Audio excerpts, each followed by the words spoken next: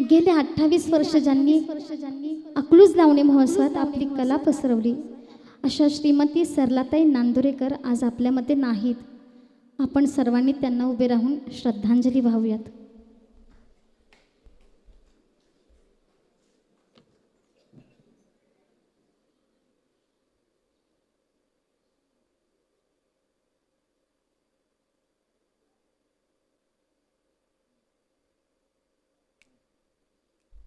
धन्यवाद. यास